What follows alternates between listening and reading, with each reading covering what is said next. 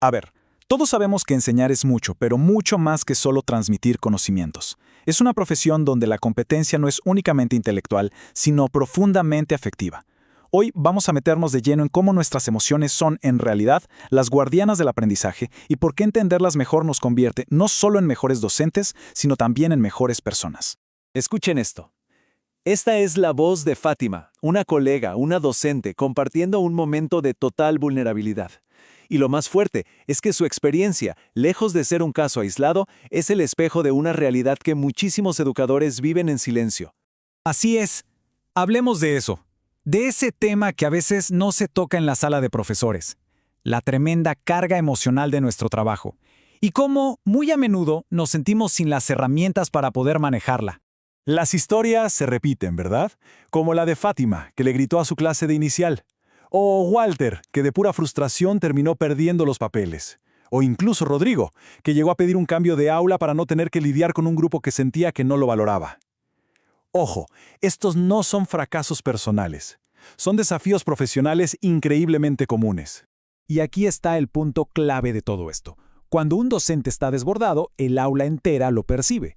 Se crea un ambiente de tensión que, seamos honestos, bloquea la curiosidad, la confianza y, por supuesto, el aprendizaje. El bienestar del docente y el del estudiante están, íntimamente conectados. Ok, ya entendimos el desafío. La pregunta entonces es, ¿cómo llegamos a ese punto?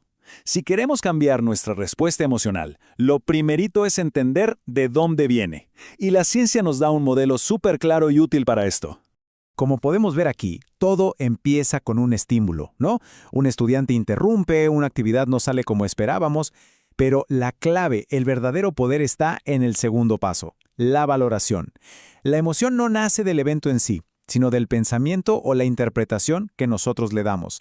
Lo repito porque es fundamental. La emoción no nace del evento, sino de cómo lo interpretamos.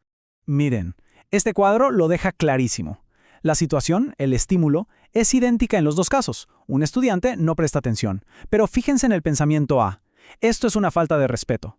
El resultado es casi inevitable, frustración, enojo. Ahora cambiemos el chip y miremos el pensamiento B. Parece desconectado. Me pregunto qué tendrá en mente. De repente, ¡boom!, la emoción cambia por completo. Pasamos a la curiosidad, a la empatía. La situación es la misma, pero nuestra valoración interna lo cambia todo.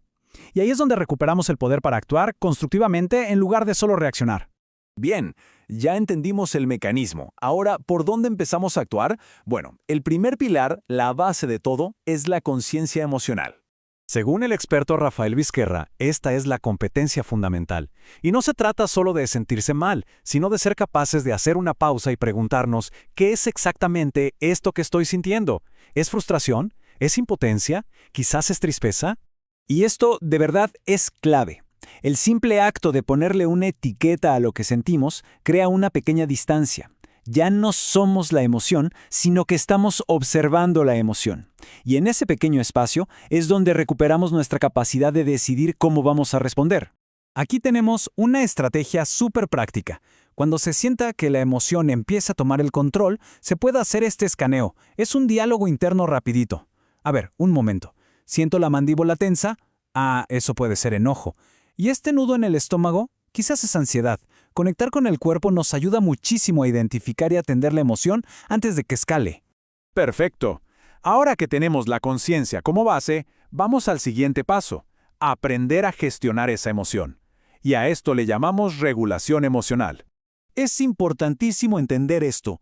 Regular no es reprimir. No se trata de no sentir enojo o frustración. Somos seres humanos. Se trata de decidir qué hacer con esa energía, de manejar la intensidad para que no nos secuestre y nos lleve a actuar de formas de las que luego nos podemos arrepentir.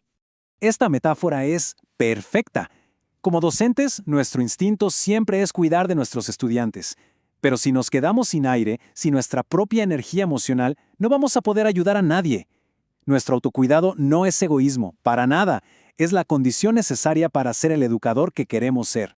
¿Se acuerdan del modelo de la emoción del que hablamos? Bueno, aquí es donde todo se conecta. Regular nuestras emociones es, en gran parte, la práctica de cambiar activamente esa valoración. Es intervenir conscientemente en nuestros pensamientos. Miremos un ejemplo concreto de la tabla. La situación, una actividad que planeé, está fallando. El pensamiento automático, ese que nos ataca, es: esto es un desastre, soy un mal docente. Es súper personal y catastrófico. Pero el pensamiento alternativo cambia la pregunta. Ok, este enfoque no está funcionando. Es una oportunidad para ser flexible y probar algo nuevo. No negamos el problema, pero cambiamos el foco de la culpa a la solución. Y cuando la emoción es muy intensa, a veces necesitamos una herramienta más física. Esta técnica de respiración es increíblemente poderosa. Activa la respuesta de relajación del cuerpo y literalmente nos da el tiempo y el espacio mental para no ser arrastrados por el impulso. Al final del día, todo este trabajo interno no se queda solo en nosotros. Tiene un impacto directo, un impacto transformador en el lugar donde pasamos la mayor parte de nuestro tiempo, el aula. Cuando un docente está regulado, el aula se siente como un lugar seguro. Los estudiantes se atreven a participar, a equivocarse y por lo tanto a aprender de verdad. Sin darnos cuenta, les estamos enseñando la lección más importante de todas: cómo ser humanos resilientes y conscientes. Y esta necesidad de crear refugios emocionales es más urgente que nunca. Fíjense, estudios recientes como el ENLA 2024 nos dan un dato contundente. 6 de cada 10 estudiantes de secundaria sienten angustia por las calificaciones. Nuestras aulas no pueden ser una fuente más de estrés. Este es el mensaje central. Cuidar de nuestro mundo interior no es una tarea más en una lista interminable. No, es la inversión más fundamental que podemos hacer para transformar nuestra práctica docente y la vida de nuestros estudiantes. Y con esto cerramos este análisis. La pregunta no es si tenemos tiempo para esto, sino cómo podemos empezar hoy mismo. Quizás sea simplemente nombrar una emoción en silencio, hacer una pausa para respirar o retar un pensamiento automático. El primer paso, por más pequeño que parezca, es el que lo cambia todo.